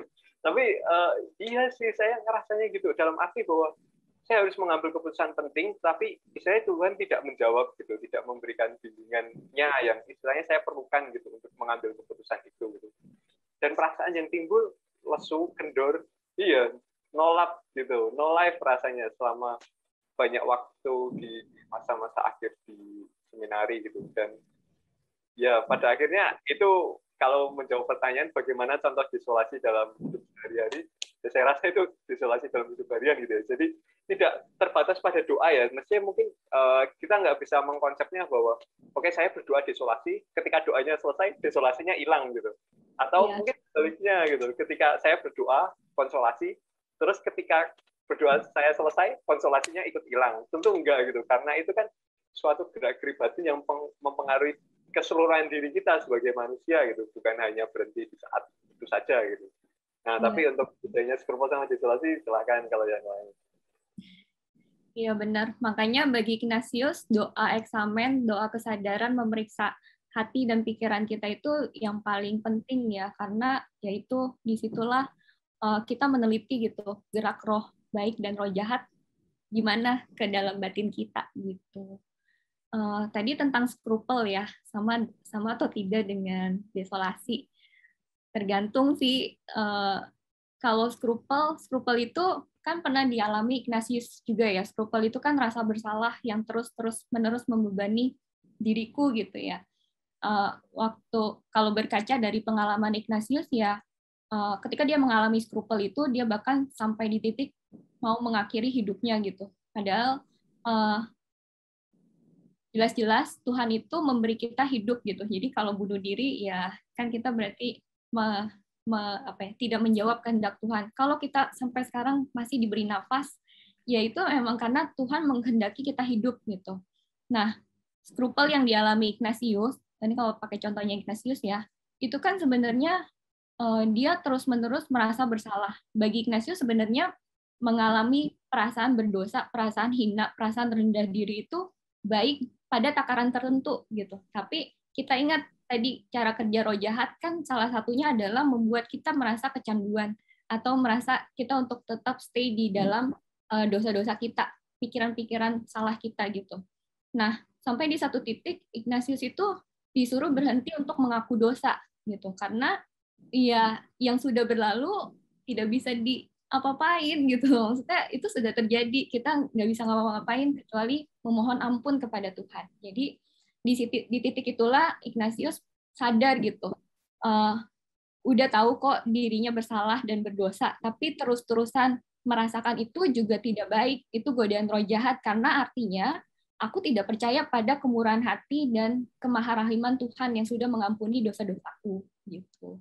Jadi pada satu titik merasa bersalah itu bagus, tapi kalau sebenarnya itu kan tanda-tanda bahwa kita mau berubah ya, kita menyadari kelemahan kita dan kita mau berubah. Tapi kalau misalkan itu malah membuat kita semakin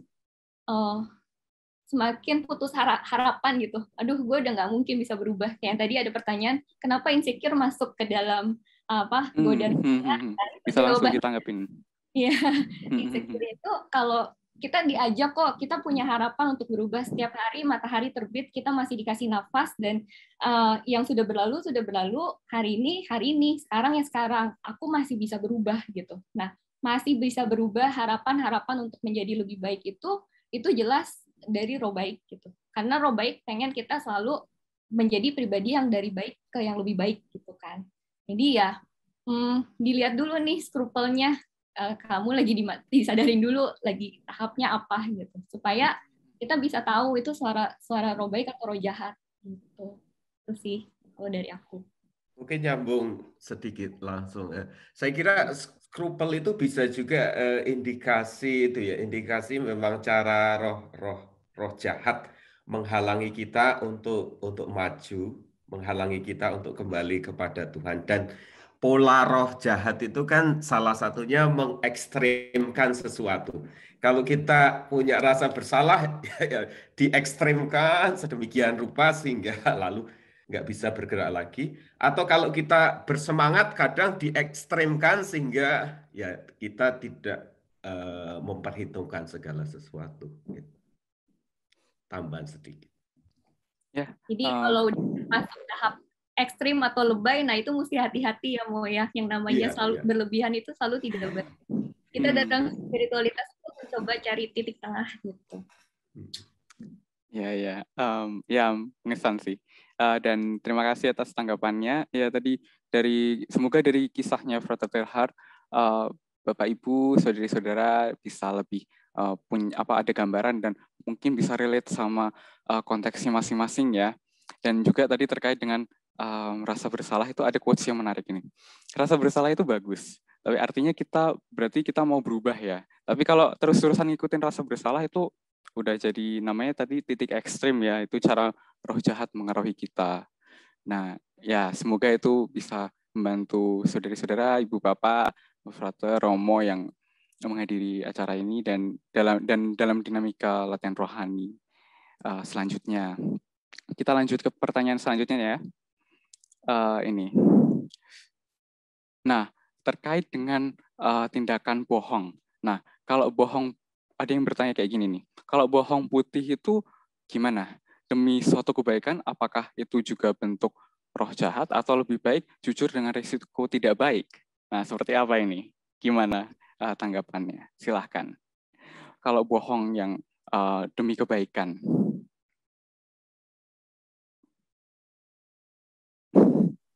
Silakan, siapa yang akan menanggapi terlebih dahulu? Siapa?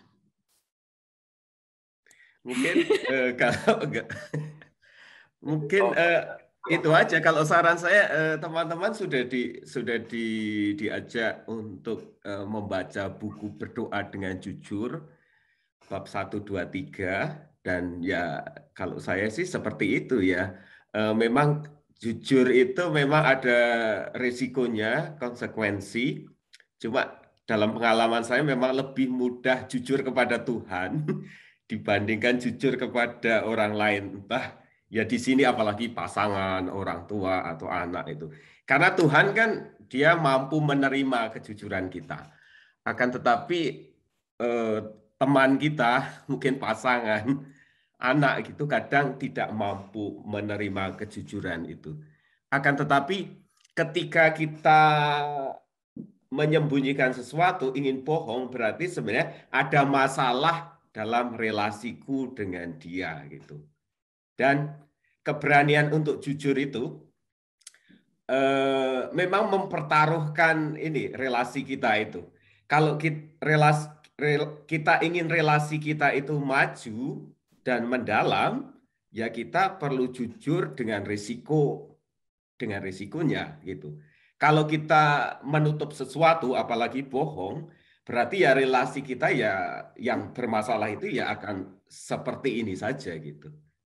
Maka kalau kita ingin relasi semakin mendalam, memang perlu kejujuran dengan risiko tadi. Bahkan bisa kacau atau putus, yaitu alternatifnya atau relasi kita ya seperti ini saja, atau kita mau jujur dengan risiko ketika dia bisa menerima maka relasi kita akan semakin mendalam, tetapi ketika tidak bisa menerima ya sudah, itu bisa putus relasi juga. Nah, tinggal pilih mau mana, mau lebih mendalam atau ya udah gini-gini aja. Itu dari saya sedikit, nggak tahu Tete dan Monik mungkin ada tambah. Saya jadi teringat ini sih, Romo. Nggak tahu, mungkin waktu bimbingan atau apa gitu dengan seorang Romo lain gitu. Kan tadi kan banyak pertanyaan ya, ini roh baik, ini roh baik atau roh jahat. Terus saya harus memilih apa atau ini gitu dan sebagainya. Romo itu mengatakan bahwa kita tidak bisa berdiscernment untuk orang lain. Maksudnya discernment itu artinya pembedaan roh ini ya, segala pembedaan roh, pengambilan keputusan ini dinamakan discernment atau diskresi gitu. Kita tidak bisa berdiscernment untuk orang lain gitu. Ya dalam arti itu kita bisa membantu seseorang untuk mengenali roh gitu ya. Tapi pada akhirnya ini apa ya istilahnya? Saya harus melakukan ini atau tidak gitu. Ya istilahnya kami yang di sini pun tidak bisa memutuskannya untuk Anda gitu. Karena dalam arti itu kan ini pembedaan roh kan soal diriku dengan roh-roh yang bekerja di dalam diriku dan tentang aku dan Tuhan sendiri gitu. Jadi ya semoga apa yang kami katakan di sini sejauh membantu untuk memilah gitu ya antara gerak-gerik roh, tetapi tetap pada akhirnya kami tidak bisa berdiscernment untuk ya kita semua ya tidak bisa berdiscernment untuk orang lain. Ya cuma teringat sepintas itu aja. Mungkin menambahkan juga tadi saya juga sampaikan ke salah satu peserta yang chat ya. Jadi jangan takut ketika melakukan pembedaan roh itu keliru. Kita bisa keliru dalam membedakan roh. Saya pikir ini roh baik, ternyata roh jahat gitu. Tapi setelah pembedaan, jadi lakukan aja, lalu nanti kita lihat akibatnya. Ya. Intinya setelah pembedaan roh kan kita refleksi juga, toh itu apa yang terjadi dalam batin kita. Ketika kita kacau, oh berarti itu tanda roh jahat. Dan dari situlah kita belajar, oh berarti tadi saya keliru. Ke depan saya tidak akan melakukan itu lagi. Cara yang lain lagi adalah kita melakukan pembedaan roh sudah, dan kita nggak tahu ini salah atau benar, tapi kita ceritakan kepada orang yang sudah punya pengalaman. Tadi aku mengalami ini, aku melakukan ini, yang kurasakan ini gitu. Terus mereka yang sudah punya pengalaman, misalnya fasilitator LRP, mereka dari pengalaman pasti tahu, oh itu roh jahat, itu roh baik gitu. Kita bisa melakukan itu kalau sudah terjadi. Tapi kalau misalnya nanti begini pengandian ya kita nggak tahu persis. Setuju, Romo. Okay. Baik, ya terima kasih atas tanggapannya, dan ya berarti terkait dengan hal ini, kalau mau maju dalam relasi kita perlu ambil risiko ya, tapi kalau enggak ya silakan, itu pilihan kita masing-masing. Berarti it's about choice ya, tentang pilihan ya. Oke, kita lanjut, mungkin masih ada beberapa yang akan ditanggapi. Ini dari Onisa ya, apakah percakapan dengan sesama itu bisa membantu atau juga menghalangi kita dalam proses pembedaan roh? Itu silahkan. Percakapan dengan sesama itu, apakah percakapan dengan sesama itu bisa membantu atau juga menghalangi kita dalam proses pembedaan roh? Berarti mau jawab ya kayaknya tadi. Monik aja lah, udah pasti aku. Dasar. Apakah percakapan dengan sahabat bisa ini ya, roh baik atau roh jahat gitu ya. Bisa Bisa dua-duanya. menghalangi atau membantu. Iya, bisa dua-duanya. Ya bisa Tergantung. dua-duanya. Betul. Iya, tergantung temenmu baik atau Eh, jahat. Kayak tadi kan saya ngomong tadi suami itu bisa juga apa yang dikatakan oleh suami itu bisa menjadi cara roh. Maksudnya begini, roh jahat bisa menggunakan apa saja yang dikatakan oleh teman, oleh suami, bahkan oleh Romo yang menjadi pembimbing saya, itu apa yang dia katakan itu bisa dibelokkan oleh roh jahat juga. Jadi tergantung dampaknya terhadap diri kita itu. Jadi ya Iya, bisa tergantung. bisa dua-duanya. Akan baliknya gini sih, meneliti pikiran kita setelah mendengarkan percakapan Ya, itu gitu. betul, Pikiran ya. dan hati kita ngerasanya gimana, yaitu pedomannya balik lagi ke pedoman 1 dan 2-nya lagi gitu. Jadi ya makanya bagi Ignatius penting untuk meneliti hati dan pikiran kita karena itu akan selalu berpengaruh dalam diri kita ya gitu. Oke. Ya, oke, terima kasih tanggapannya Monik, Frater Terhat dan Romo. Kita satu lagi ya, ada satu lagi pertanyaan terkait dengan ini ada dari FX Sandi Susanto menyatakan bahwa beliau adalah orang yang lebih banyak ngomong dan itu apakah berpengaruh ya dengan kepribadian banyak ngomong itu apakah mempengaruhi caranya mendengarkan dengan Tuhan dan bagaimana caranya ketika supaya karakternya ini bisa berubah gitu ya, bisa mau mendengarkan orang lain dan Tuhan. Gimana nih? Mungkin ada tips dan trik singkat? Itu udah ada niat untuk mau mendengarkan kok, jadi menurutku itu sudah sangat baik gitu. Itu udah undangan, artinya udah dapat undangan gitu ya. Maksudnya udah sadar diri, aku banyak ngomong gitu. Nah, aku mau belajar untuk lebih mendengarkan, ya udah belajar aja. Mungkin untuk next percakapan, belajar kan di percakapan rohani juga kita belajar mendengarkan kan. Jadi ya selama 5 minggu ini belajar mendengarkan, belajar untuk tahan diri dulu untuk sedikit gitu. Sebelum ngomong sesuatu, sebelum komentar, tahan dulu nih, karena kan aku lagi mau berlatih untuk mendengarkan. Mungkin kayak gitu ya. Oke. Ya, apakah ada tambahan dari Romo dan Frater Terhat? Cukup? Cukup, mantap. Oh iya, oke. Ya, terima kasih Romo Marwan, Kak Monika, dan Frater Terhat atas diskusinya pada malam ini. Semoga dapat memberikan inspirasi dan juga peneguhan ya bagi ibu bapak, saudari-saudara yang sedang mungkin galau atau gelisah, bingung atau banyak pertanyaan dan semacamnya dalam dinamika latihan rohani pemula dan bisa lebih terbantu untuk semakin maju dalam relasinya dengan Tuhan.